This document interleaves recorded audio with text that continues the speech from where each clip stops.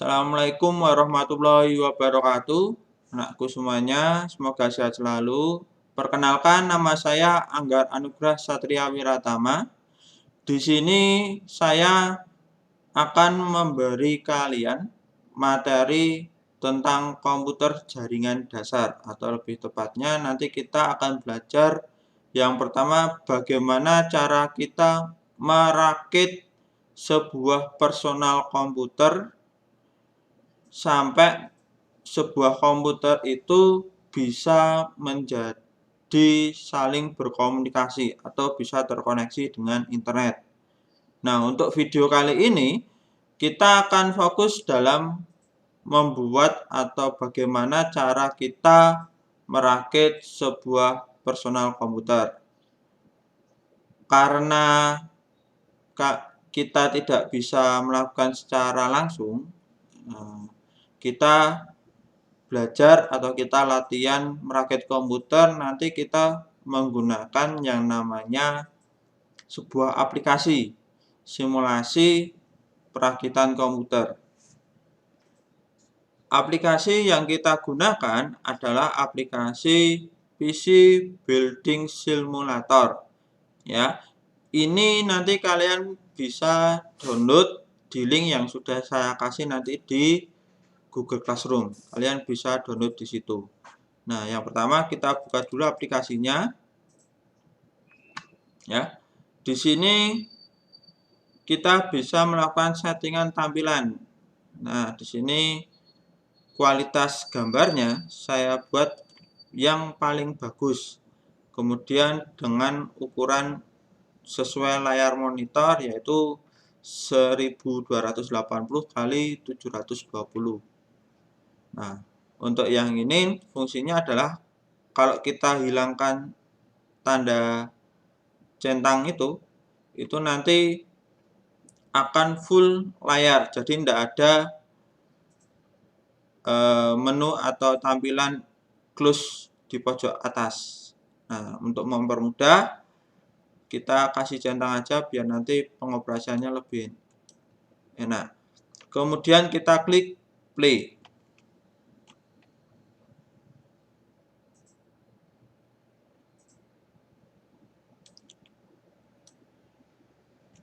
Tampilan awal dari aplikasi ini seperti ini, ya.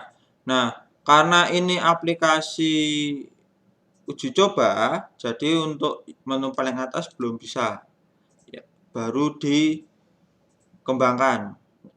Kemudian yang bisa kita gunakan adalah menu yang kedua, tutorial. Nah, kita bisa klik. Nah, kemudian ada keterangan ya. Untuk memulai tutorial, kamu bisa menekan I, itu untuk membuka inventory. Inventory itu adalah lemari atau simpanan yang sudah kita miliki. Barang apa sih yang sudah kita punya. Kemudian, atau kamu bisa tekan T. Ini nanti untuk kita bisa gerak. Kemudian bisa tekan Q untuk berhenti atau keluar. Nah, yang pertama kita coba T dulu. Aplikasi ini dibuat, mungkin kalau kalian pernah bermain game komputer, dibuat seperti kayak kita bermain sebuah game, ya. Jadi kita bisa jalan dalam sebuah ruangan, di mana ini namanya ruangan perakitan. Ya, di sini kalian bisa lihat ditampilkan seakan-akan ini dalam ruangan banyak sekali PC. Kemudian di sini kita akan merakit sebuah personal komputer. Ya. Kemudian di sini ada tombol. Tombol ini berfungsi untuk memutar yang namanya casing komputer ini. Ya. Kita bisa kalian arahkan dengan titik hitam ini. Kemudian kalian tekan mouse. Nah, putar ke kanan. Kalau satunya putar ke kiri. Kemudian di sebelahnya ada personal komputer. Di sini kita bisa belanja yang namanya komponen-komponen komputer. Ya, contoh, tekan E untuk berbelanja. Nah, di sini ada graphic card atau kita biasanya sebut VGA. Fungsinya untuk memproses data gambar atau nanti kita gunakan untuk menampilkan gambar ke monitor. Kemudian ada CPU atau prosesor. Fungsi komponen ini sebagai pusat pemrosesan data. Kemudian ada lagi yang namanya mainboard atau motherboard. Ini nanti adalah sebagai tempat kita untuk meletakkan komponen-komponen komputer. Kemudian ada memori, kalau kita biasanya menyebut sebagai RAM atau Random Access Memory. Ini adalah tempat penyimpanan sementara. Ada lagi storage. Ini kita sebut biasanya kesehariannya adalah dengan nama hard disk. Nah, ini fungsinya juga tempat penyimpanan tapi permanen. Kemudian ada lagi yang namanya power supply. Power supply ini berfungsi sebagai sumber daya listrik dari sebuah komputer. Kemudian ada lagi sasis. Nah, sasis ini kita tidak bisa beli, tapi sudah disediakan tadi, ya, casing komputer, bodinya komputer. Kemudian pendingin, ada simple fan.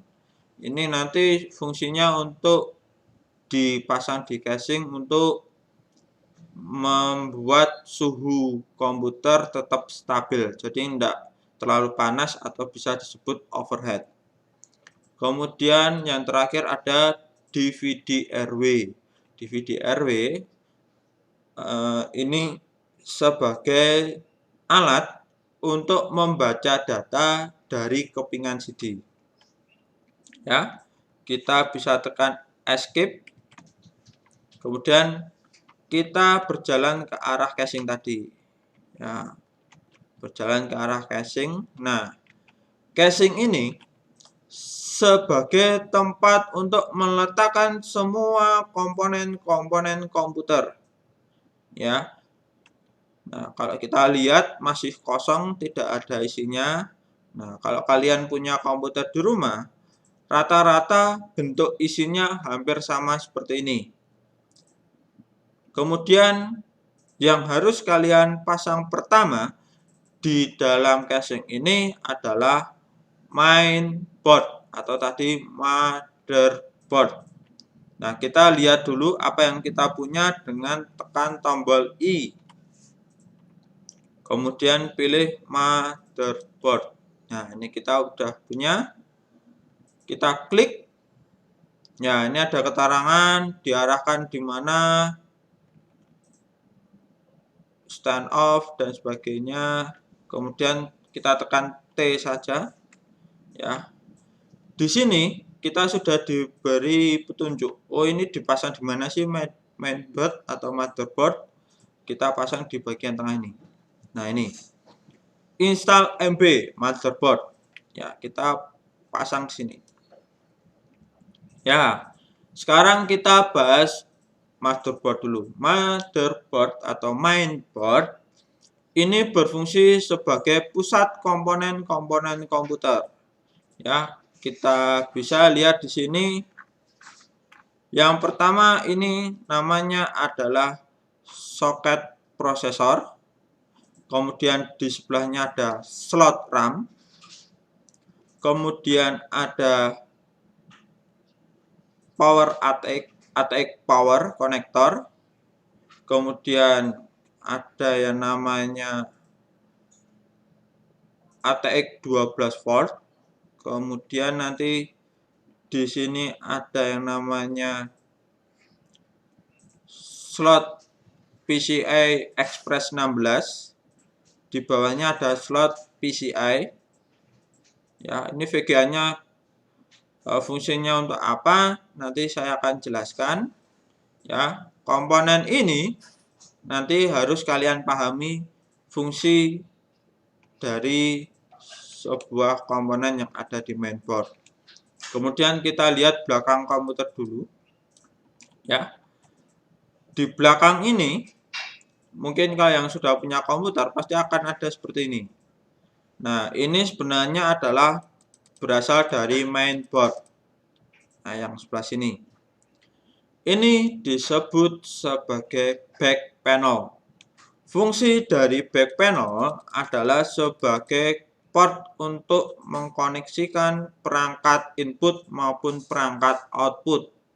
Contoh bagian atas ini ada yang namanya port USB. Mungkin kalian sudah sering lihat port USB. Berfungsi untuk memasang apapun dalam bentuk konektor USB. Bisa nanti mouse, bisa keyboard, bisa kamera, ada juga nanti bisa untuk kabel data, transfer data dari HP atau USB flash, atau bisa lagi nanti ada hard disk eksternal karena rata-rata menggunakan port USB. Di sebelahnya ada warna ungu dan hijau. Ini disebut PS2. Port PS2 biasanya digunakan untuk mouse dan keyboard. Tapi ini model lama. Rata-rata mouse dan keyboard sekarang sudah menggunakan port USB. Jadi sudah nggak pakai yang namanya port PS2. Ya. Ada lagi yang seperti ini namanya port Ethernet. Fungsinya untuk memasang kabelan atau kabel internet. Kalau di sini ada USB yang warna hitam, ada yang biru. Bedanya apa?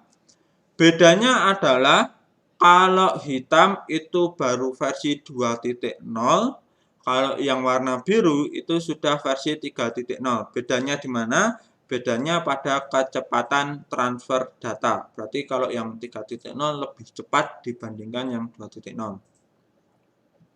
Kembali ke bagian dalam komputer ini, ya. Kita awali dulu yang namanya soket prosesor. Soket prosesor berfungsi sebagai tempat untuk meletakkan yang namanya chipset prosesor. Kita bisa buka tutupnya, ya. Baru kita pasangkan chipset prosesor di sini. Kita tekan I, milih prosesor. Nah, ini. Kita pilih.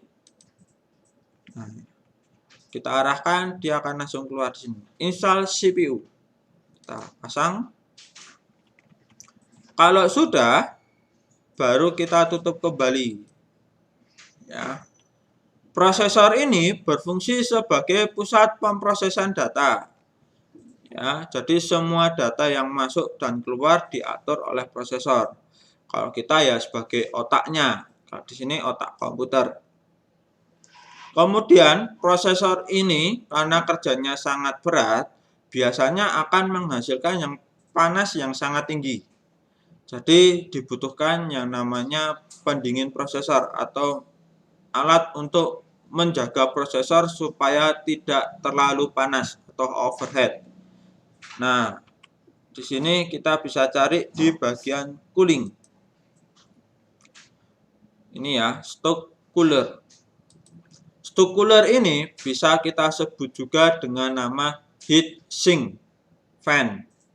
Ya, fungsinya sebagai pengatur suhu bagi prosesor, ya, supaya tidak terlalu panas, atau bahasa umumnya pendingin prosesor. Walaupun nanti tetap tidak dingin, cuma menyerap panas dari prosesor supaya prosesornya tidak overheat. Kita klik di sini. Nah, heatsink biasanya berbentuk terdapat kipas dan terdapat aluminium. Nah, aluminium ini fungsinya adalah untuk menyerap panas, sedangkan kipas ini fungsinya untuk mendinginkan aluminium, bukan mendinginkan prosesor.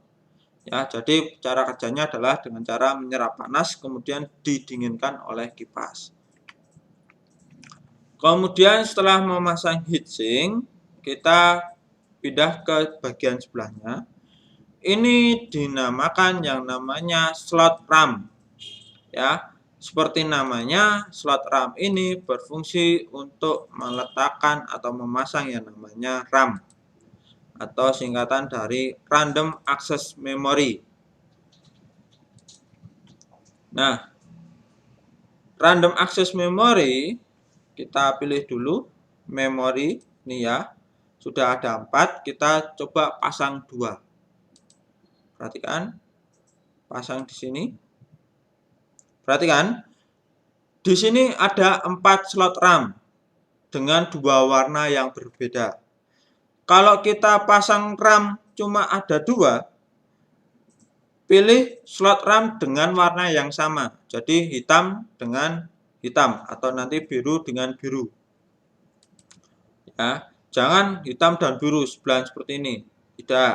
Aturannya adalah kalau hitam dengan hitam, biru dengan biru. Kecuali kita masang 3 atau cuma 1, terserah pilih yang warna. Tapi kalau cuma 2 ya hitam dengan hitam.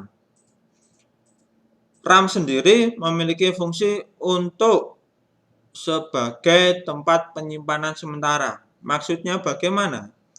RAM hanya dapat menyimpan data komputer selama dia dialiri arus listrik. Jadi kalau komputer mati, data yang disimpan di RAM itu akan hilang. Ya, contoh kita sedang mengetik dalam Microsoft Word. Tiba-tiba listriknya padam, komputernya mati.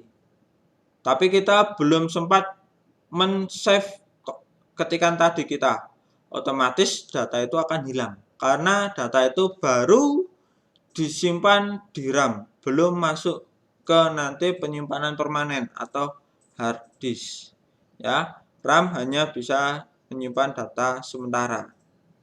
Kemudian untuk menyimpan permanen kita membutuhkan yang namanya hard disk atau nanti di sini ada storage. Kita tekan I, kemudian storage. Nah, di sini dipasang di sebelah sini, terserah. Bisa atas bawah, di sini ada 4 slot. Ini sesuai selera ya. Nah, kita pasang di sini. Ya, kita pasang 1 aja. Hard disk ini berfungsi sebagai tempat penyimpanan permanen. Ya, kebalikan dari RAM, ini permanen. Jadi kalau komputer kalian mati, tidak ada listrik yang mengalir pada hard disk, data tetap akan tersimpan. Ya, jadi data tidak akan terhapus. Biasanya data yang tersimpan di hard disk itu data yang sudah kita lakukan pada komputer adalah proses penyimpanan. Kalau Microsoft Word, ya kita pilih menu file save. Nah, itu akan disimpan di hard disk. Tapi kalau kita tidak save, itu baru disimpan di RAM. Nah, jadi kalau ingin disimpan permanen, kita harus melakukan sebuah prosedur. Kalau RAM otomatis kita nggak usah melakukan prosedur, dia akan menyimpan di situ dulu sementara. Nanti kalau sudah selesai, sudah fix, baru disimpan permanen. Nah, itu baru ada prosedurnya. Setiap aplikasi pasti ada menu save-nya. Kemudian setelah RAM dan hard disk, kita butuh yang namanya graphic card. Ya, graphic card ini berfungsi, VGA ini berfungsi untuk memproses data berupa data tampilan atau gambar. Kalau nggak ada graphic card, berarti kalian tidak bisa melihat tampilan pemrosesan data atau hasil dari data. Ya, kita pasang di sini VGA. Oh ya, untuk VGA dipasang di slot PCI Express 16 atau kita sebut juga sebagai slot VGA. Nanti di bagian belakang casing ada seperti ini. Nah, ini untuk memasang VGA, kabel VGA dari monitor ke PC. Ya, kita pasang 1 aja. Kemudian setelah memasang ini, kita juga butuh yang namanya sumber daya listrik. Ya, di sini kita bisa pilih yang namanya power supply. Nah, di sini ada power supply sebesar 500 watt. Kita arahkan di sini. Nah, ya. Nah, sekarang pertanyaannya, kenapa kita butuh power supply? Kenapa tidak langsung disalurkan di mainboard langsung kabelnya? Karena mainboard ini arusnya yang dibutuhkan adalah arus DC. Sedangkan arus listrik yang ada di rumah adalah arus AC atau arus bolak-balik. Jadi kita butuh perangkat power supply ini untuk merubah daya bolak-balik menjadi daya searah atau AC ke DC, bahasa listriknya. Ya. Nah, ini semua adalah komponen-komponen yang diperlukan sebuah komputer untuk supaya bisa minimal bekerja secara normal atau berjalan secara normal. Ya. Oh ya, tadi ada yang namanya DVD-RW. DVD-RW kita bisa tekan I, menu yang paling bawah. Nah, ini DVD-RW. Ya. Di sini dipasang, kita putar dulu. Nah, dipasang di depan. Oh iya, maaf. Kita buka dulu penguncinya, pengaitnya. Nah, baru bisa dipasang. Ya, kalau kasih model baru butuh modelnya adalah pengunci. Kalau casing lama biasanya pakai yang namanya baut. Kita pasang di sini. Nah, biar rapi kita butuh namanya yang penutup. Nah, di sini ada yang namanya drift cover. Ya. Ditutup biar rapi. Seperti ini. Nah, ini ya, fungsinya untuk membaca data dari kepingan CD. Kemudian di belakang ini sebenarnya supaya rapi bisa ada tutupnya. Biasanya sudah ada bawaan dari sebuah casing.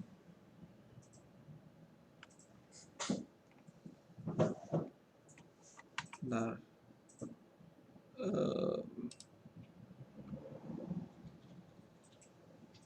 ini bed panel. Nah, ini ada tutupnya. Sheet panel ini tutup ya. Kemudian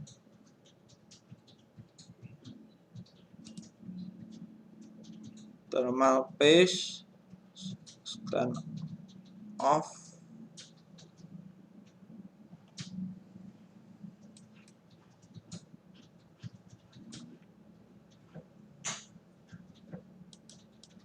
Stand off-nya kita tutup pakai ini. Sheet panel bagian belakangnya dulu ditutup. Nah, kalau sudah,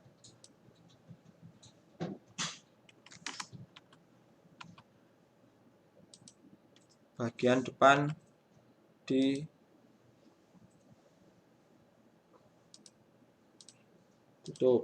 Nah, seperti ini. Hasil jadinya seperti ini. Ya. Nah.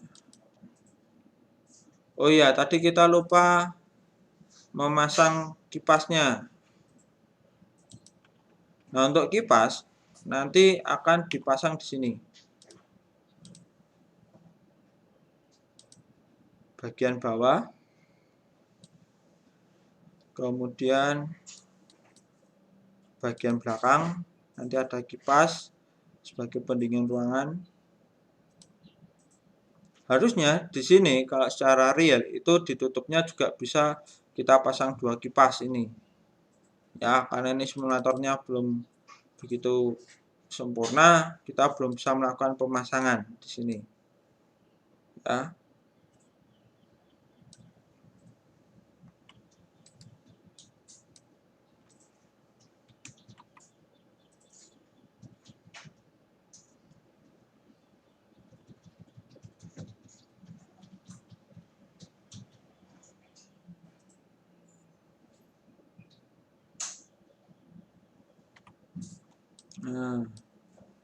Nah, sampai di sini dulu materi tentang perakitan komputer.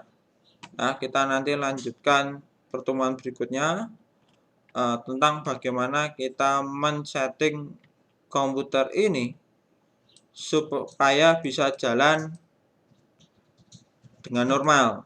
Ya, kita pasang softwarenya atau sistem operasi. Jadi, tahapan pada saat perakitan komputer, yang pertama kita merakit sebuah personal komputer dulu. Kalau sudah dirakit, baru kita mulai melakukan penginstalan sistem operasi. Ya, nanti kita bisa praktek pakai Windows 8, Windows 10, atau Windows 7. Ya. Untuk pembelajaran kali ini, saya akhiri sampai sekian. Mungkin kalau ada pertanyaan, kalian bisa komen di Google Classroom. Ya, itu tadi bagaimana kita membuat suatu komputer atau merakit sebuah komputer yang dilakukan secara simulasi, jadi menggunakan aplikasi. Jadi kalau kalian punya komputer di rumah atau PC di rumah, kalian bisa coba di rumah. Nanti link aplikasinya saya kasih di Google Classroom. Kalian bisa download di situ. Kemudian untuk video selanjutnya kita akan mencoba menginstal sistem operasi ke dalam sebuah komputer. Ya, terima kasih atas perhatiannya. Wassalamualaikum warahmatullahi wabarakatuh.